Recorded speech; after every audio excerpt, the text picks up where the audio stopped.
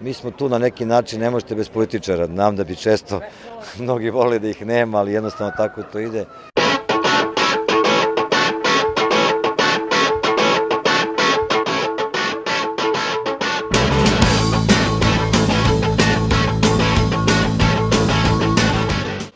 Dobrodošli u još jednu emisiju Spika se spika u kojoj razbijamo medijski mrak. Kako bismo to zajedno činili, pretplatite se na naš kanal. Za početak preporučujemo časopis Lice ulice u kome možete pročitati mnoštvo zanimljivih tekstova, a polovina prihoda ide prodavcu. Iako se protesti 1 od 5 miliona održavaju širom Srbije, fokus dešavanja je kao i uvek na Beogradu. Nakon nasilnog upada u RTS 16. marta i obračuna policije sa demonstrantima, kao i protesta ispred predsjedništva dan kasnije, usledila su hapšenja. Iako je neobjektivno izveštavanje medijskog javnog servisa jedan od razloga postojanja ove emisije, inicijativa Spika osuđuje nasilan upad demonstranata u zgradu Radio-televizije Srbije, bez obzira na to što se desio spontano. Također naglašavamo da osuđujemo i nepotrebno nasilje pripadnika policije nad demonstrantima. Prema informacijama iz organizacije uhapšeno je 18 lica, pretežno mladih, studenata, pa čak i jedan srednjoškolac.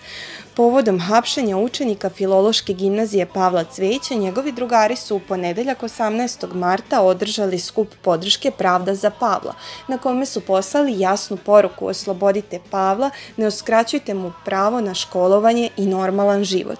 Među uhapšenima bili su i članovi pokreta Ujedinjenih fantoma koji su pred RTS došli sa novim rekvizitima za performans povodom seče stabala na Kalemegdanu i Ušću, deblom i električnom testerom. Emisiju Spika se spika, u kojoj su čuveni pufovci bili naši gosti, možete naći u opisu ovog videa. Prema informacijama dostupnim javnosti, uhapšeni demonstranti pušteni su nakon nekoliko dana provedenih u zatvoru. Pojedini su oslobođeni optužbi, a neki će se braniti sa slobode. Ova subota nije bila ni približno burna kao prošli vikend. Protest je protekao mirno i bez incidenata. Okupljenima su se ispred RTS-a obratili i neki od uhapšenih demonstranata koji su sada na slobodi. Mene ne možeš prevariti,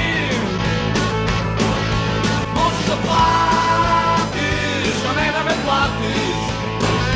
Možeš da platiš, a ne da me platiš. Večeras je sa nama Dragan Đilas. Hvala vam što ste pristali da govorite za inicijativu Spika i emisiju Spika se spika. Recite mi, kako ste zadovoljni večerašnjim odazivom građana na ovaj protest? Dobro, ovo je bio jedan s obzirom na dešavanje protekle nedelje. Da, ovo je bio jedan od najposećenijih sigurno protesta u Beogradu ovih već 100 i više dana. Mislim da je bilo sjajno da su ovi mladi ljudi prelepo govorili ispred RTS-a, da je general Malinović održao jedan veličanstven govor kao i onaj koji je držao na početku NATO bombardovanja, da je Bane Lečić dao još tom dodatnu energiju, ipak i on stari demonstrant, mi se znamo iz tih vremena.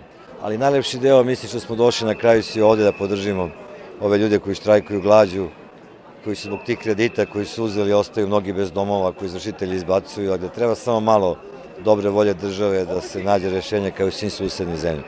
Vidjeli ste Jelenu koja je kroz suze govorila koliko je značilo što nekoliko hiljada ljudi došlo da ih podrži i to je na kraju vrednost ovih protesta, ta neko zajedništvo i da počnemo malo da podržavamo jedni drugi, a ne samo da se na neki način negativno odnosimo jedni prema drugim.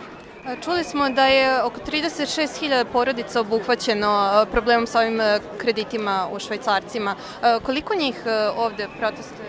Znate kako, mnogi od njih su već, nažalost, ostali bez svojih domova, mnogi od njih ne nadaju se više rešenju, ovde su ljudi koji su najuporniji.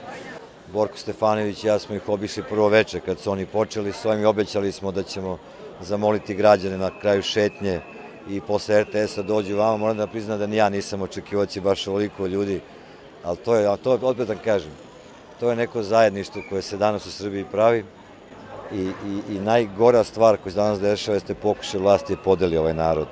Dele nas već 7 godina, mi se kroz istoriju stalno nešto delimo. Krajnje je vreme da prestanemo da se mrzimo, da prestanemo da mrzimo drugačije glasamo i drugačije mislimo. Svi koji živimo u ovoj zemlji, volimo svoju zemlju, svi smo patriote, svi smo njeni građani, nema razloga za to. Kako komentarišete događaje prošlog vikenda, odnosno subotnji upad u RTS i kasnije u nedelju ispred predsjedništva opet su bili kordoni policije? To vi znate, ja mislim da je sad svakome jasno da to što je u subotu je potpuno spontano, bez ikakvog plana. I ono što je važno, nikakvog nasilja tu nije bilo, da niko nije ni na koji način ugrožavao novinare koji tamo rade ili zaposlene, da je jednostavno taj deo bio miran. Ja sam već rekao, nepotrebna sila koju su primenili neki pripadnici žandarmerije i opet ću ponoviti još jednom. Ja mislim da su to ipak pojedinci, a ne većina ostalih su bili potpuno normalni u komunikaciji sa nama i sa ljudima koji su bili unutra.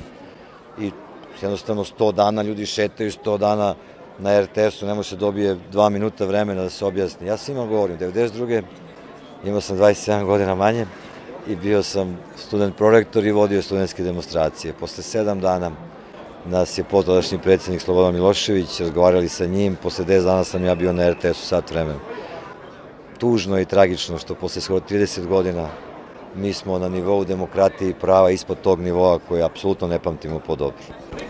Zahtev da se govori, da organizatori kao i opozicioni lideri govore na RTS-u i dalje nije ispunjen. Pa nije to samo RTS, znate, mislim, pogledajte šta radi Pink, šta rade ostale televizije, šta rade ovi tabloidi koji stalno nešto izmišljaju, lažu, ali oni samo sleduju u stvari primjer predsjednika države.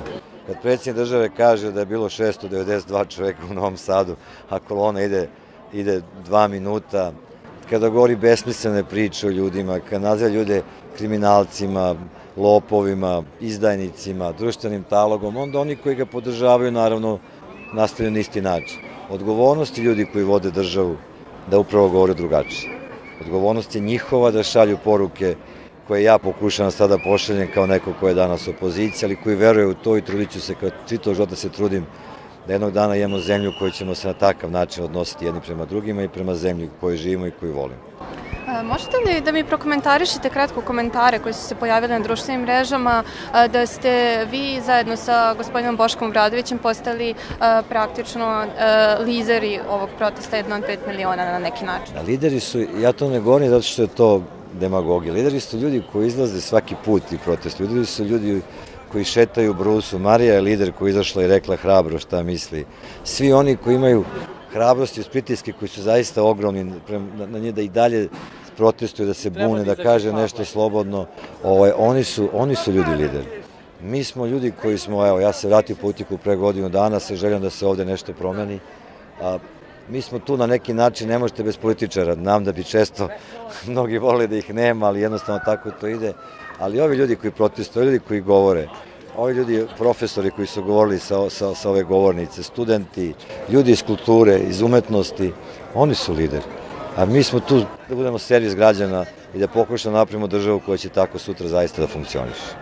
Vlast često komentariše da su mladi ljudi koji zapravo stoje iza ove organizacije na neki način, sad ja parafraziram, paravan za prave organizatore protesta. Čuli ste večeras ove mlade ljudi? Jer mislite da zaista neko njima sad ih koristi, manipuliše njima i vuče ih kao lutka neke konce i tako dalje.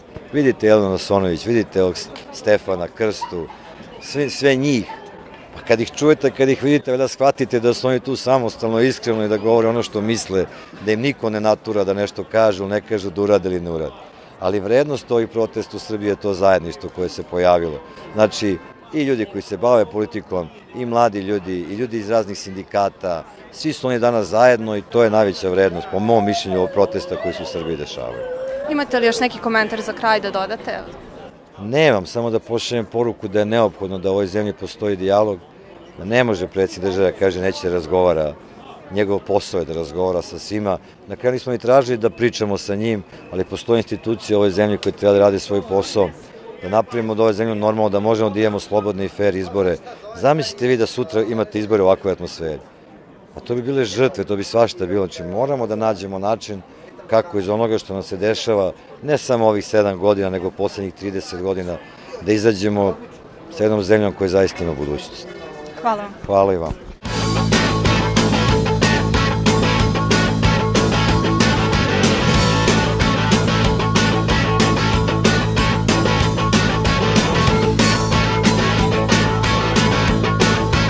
Napisali Napišite nam u komentarima da li mislite da je izbijanje političara u prvi plan put kojim treba da idu protesti 1 od 5 miliona. Još jednom vas pozivamo da se priključite našoj borbi protiv medijskog mraka i pretplatite se na naš kanal. Pratite nas i na društvenim mrežama Facebook i Twitter. Do sledeće nedelje, spika se spika. Možeš da platiš, a ne da me platiš. Možeš da platiš, a ne da me platiš. Ja radim teško, ja pljujem krv. Ti mi jašeš na leđima, goliš se po crv.